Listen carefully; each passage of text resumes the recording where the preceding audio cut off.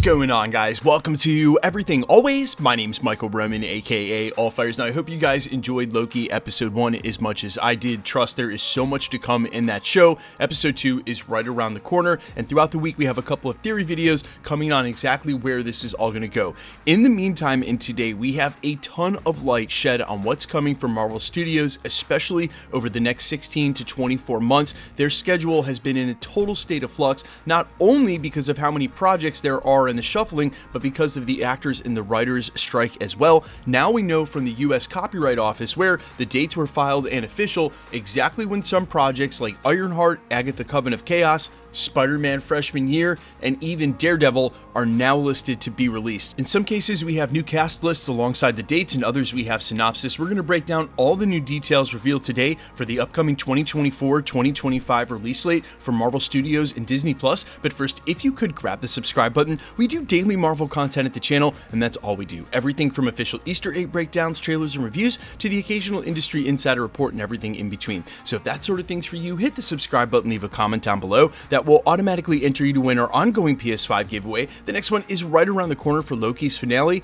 and there's a daily comic book giveaway at the channel all the way through this month. So again, all you got to do, be a sub, leave a comment if you want, stick around to the end of the video, we get into all the giveaway stuff again there. Okay, so the normal disclaimer, keep in mind that Marvel Studios could go ahead and change any or all of this, and if the actor strike should go much further into next year, for sure some of this will change. In the meantime, most of this is due to public filings. These are things people could actually source from Marvel Studios going ahead and registering with the Copyright Office, so a lot of the information is official. Whether the dates are going to change or not is yet to be seen. We'll start with the beginning of 2024, where it was already rumored that Echo would be coming out in January of this year, and according to the latest update, it appears as though Echo is going to be released on January 10th, 2024. Now, it was also rumored that we would get Agatha Coven of Chaos, or should we call it the Darkhold Diaries, sometime after Echo in early spring. That's now been updated due to this filing. Agatha Episode 1, the date of publication is now projected as September 19th,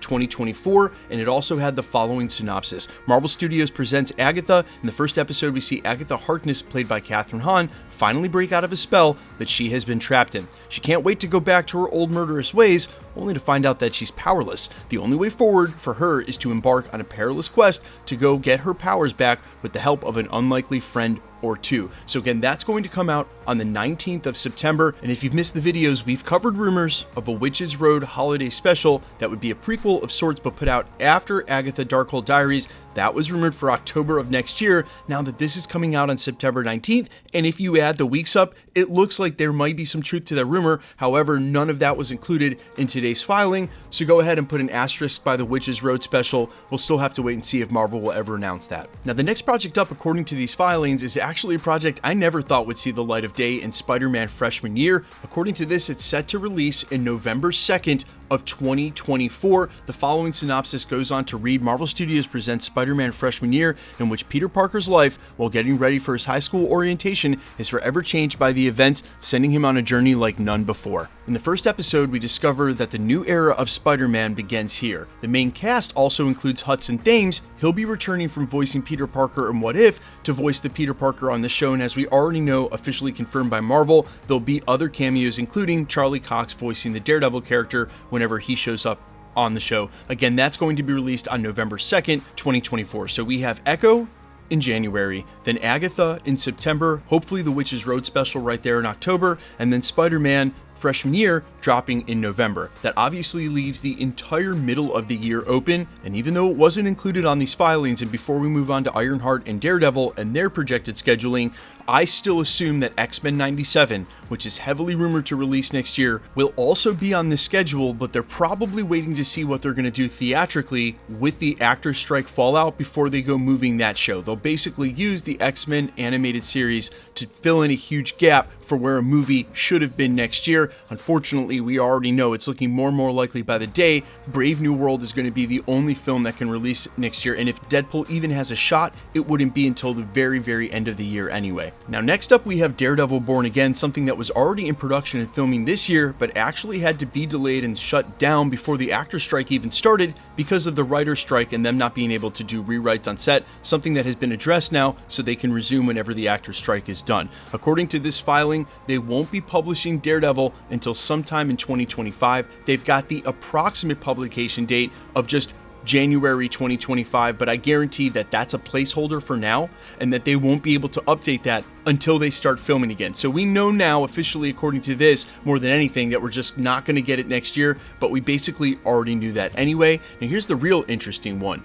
Ironheart is now set to be released, according to this publication, 2025 September 3rd. That is now a full 3 years after we thought we might get that show last year, around when the character of Riri Williams actually showed up during Wakanda Forever. This will be September 2025, still 2 years from where we are now, for a show that's mostly already shot. In fact, they showed first look footage last year at D23. You have to imagine how hard it would be for a script to hold up and be relevant in an ever-changing MCU that deep into the multiverse saga. But the reason for this much shifted and delayed release date probably doesn't have to do with the quality of the project, as it was rumored for Echo, but more likely the case people said they were trying to push this further and further back to more line up with Armor Wars. And what I think is they might make some slight adjustments to the Ironheart TV show to better lead into Armor Wars, considering Tony Stark's legacy is tied in with both storylines. Now, obviously, there is one huge omission from this entire release slate, and that is What If Season 2. But remember, guys, that's heavily rumored to drop this year,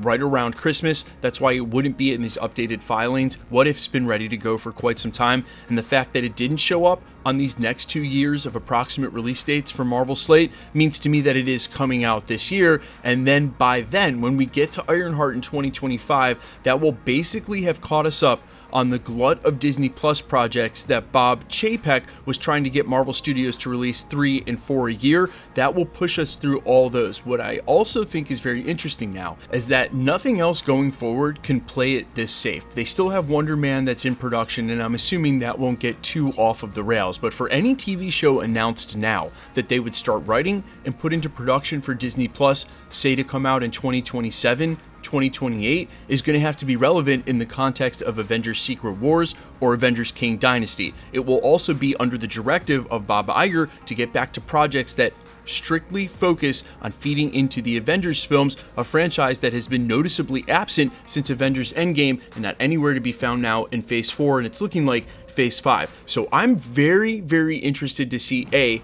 how many new Disney Plus Marvel shows we get, and B, which characters and who they're centered around and how they work. I have been saying for quite some time that had I been in charge of Disney Plus for Marvel Studios, I would have prioritized names that lead into the X-Men. And I know there might have been some contractual issues, but I just know that I'm not as hyped for a Spider-Man freshman year, as much as I love Spider-Man and will take another animated series, as I would be to hear that they're doing a Storm or a Beast or a Cyclops TV show that leads into the X-Men team. And again, because he wants to focus on the Avengers and leading up to that, I think that any new Disney Plus titles we may hear about from Marvel Studios for the rest of the multiverse saga are going to be a lot more compelling and interesting than maybe some of these secondary and tertiary characters like Agatha Harkness or Echo. But you guys let me know all your thoughts down below, how hyped you are for any and all of this, and how much you enjoyed episode 1 of Loki. I know a lot of you have probably already rewatched it today. I'm headed in for my next rewatch as well. I'm all ears in the comments. Quickly, let's get into the giveaway stuff before I let you go. All right, we're still giving away PlayStation 5s. The next giveaway is right around the corner to coincide with Loki's finale. We've also got one for the Marvels and then one in December for What If. So 3 PlayStation 5s before the end of the year. We also just announced 5 new winners in the Easter egg video. We're doing a daily comic book giveaway for random variant comics here that I've collected from sponsors over the years. If you want to be entered to win, all the same rules will always apply. Hit the subscribe button because you need to be a subscriber, then leave a comment down below because it's truly random. The more videos you comment on, the better chance you have of winning. The best way to keep up with the content has always been to hit the notification bell with all notifications turned on. And as always, if you liked today's video, I'd appreciate it if you'd hit the like button. My name's MychAllRoman. You can find me on Instagram and Twitter at I'mFires. You can also find me on Spotify, YouTube, Amazon, Apple, iTunes, wherever you listen to original music under the name AllFires. And while I'd sincerely appreciate you checking my music out, thanks for checking this channel out. Stick around. We'll be posting again real soon.